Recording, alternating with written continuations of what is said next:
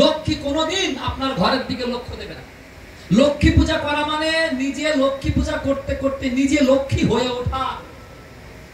দুর্গা পূজা করা মানে পূজা করতে করতে নিজের মধ্যে দুর্গতি নাশিনী ভাব আনা। কিন্তু আপনার নিজের মধ্যে আপনার ওই সমস্ত গুণের আচরণ যদি না থাকে, যত পূজা করেন যত যাই করেন কোনো লাভ হবে না। তাই ঠাকুর আবার বলছেন, প্রার্থনাতে কইলি কত, করলি দেখো কাজে, ফুটলো ওটা কল্পনাতে ফল টিপিলি বাজে। প্রার্থনাতে অনেক বললাম, কিন্তু প্রার্থনার বলা অনুসারে আমি যদি কাজ না করি, তাহলে আমার ওই প্রার্থনা কোনো কাজে দেবে না। কেননা ওই প্রার্থনার ওটা যখন আমি চিন্তা করব, তখনই আমার মনটা শান্ত হবে। আপনি এক মনে এক ধ্যানে প্রার্থনা করে দেখেন 2 বেলা সকাল সন্ধ্যা, আপনার মন যদি শান্ত না হয় তখন বলবেন। আপনি দীক্ষা নিয়ে প্রতিদিন নিয়ম অনুসারে 2 বেলা ধ্যান করে রাখেন, আপনার মন যদি শান্ত না হয় তখন দেখবেন ধ্যান মারাত্মক জিনিস। সবার মধ্যে ধ্যান আছে, কেউ জানে কেউ জানে না, কেউ করে কেউ করে না, সবার মধ্যে প্রায় একই জিনিস আছে। এই হিন্দু সমাজে আগে ভালো ব্রত না করে কেউ এরকম সাধু হতে পারত না। এই ব্রতের সিস্টেম আস্তে আস্তে উঠে গিয়েছে। তাহলে হিন্দুরা ব্রত করে, সবাই করে। খ্রিস্টানদের মধ্যে ব্রত আছে, মুসলমানদের মধ্যে দেখবেন একটা তার কেউ কেউ জানে কেউ কেউ জানে না, একটা টার্ম আছে ইতিকাফ।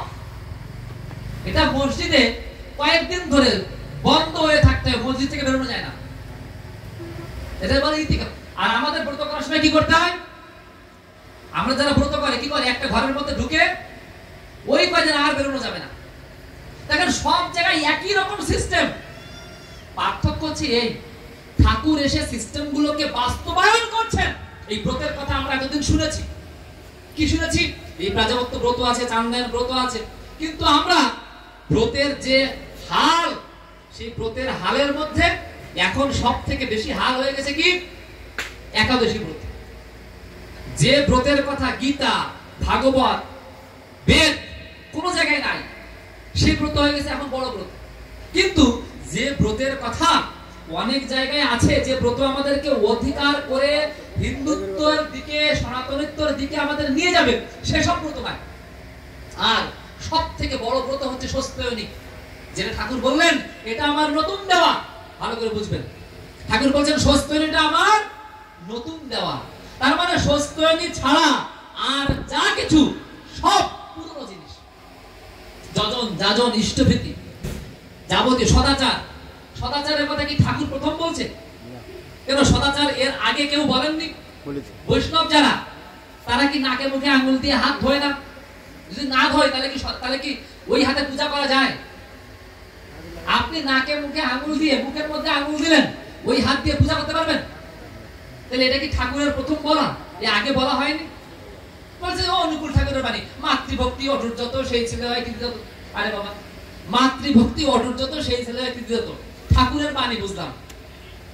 মাতৃভক্ত কি শুধু সৎসঙ্গীরা হবে, না জগতের সবাই হবে? জগতের সবাই যদি মাতৃভক্ত হয় ঠাকুরের বাণী মেনে, সেটা ভালো না খারাপ? আপনি ঠাকুরের উপর রাগ করে তার বাণী যদি ফেলাই দেন, কার লস? লস টাকা। আপনি ঠাকুরকে মানেন না মানেন, তার বাণী মেনে দেখেন, আপনার জীবন বদলে যাবে। আপনি আর আপনি থাকবেন না, আপনার চেহারা অন্যরকম হয়ে যাবে। কোন চেহারা? বাইরের চেহারা না, বাইরের চেহারা তো ফেয়ার অ্যান্ড লাভলি দিলে চেঞ্জ হয়। ফেয়ার অ্যান্ড লাভলি চেহারা না, ভিতরের চেহারাটা গ্লো। আপনার ভিতরে এমন একটা ভাব তৈরি হবে, আপনাকে দেখে মানুষ শান্ত হয়ে যাবে। এই মানুষটা তো এমন ছিল না, এত সুন্দর মানুষ কি করে হয়? কি করে মানুষের মধ্যে এত ভালো গুণ থাকে? এরকম তো দরকার। এটাকেই মহাপুরুষ বলে, একেই পুরুষোত্তম বলে, একেই ভগবান বলে। যুগের প্রয়োজনে তিনি এগুলো করতে আসেন। তার যেমন অলৌকিক বিভিন্ন কাহিনী থাকে, ওসব কাহিনী পরবর্তীতে যারা আলোচক আছে বলবেন, কেননা ওসব কাহিনী বললে শেষ হবে না। আর পরিবর্তন মূল জায়গায় কোথায় হয়? মূল জায়গায় পরিবর্তন হয় হচ্ছে তিনি যখন কারো আচরণের পরিবর্তন ঘটান। তাই ঠাকুর এসে যখন দেখলেন এই ঘরের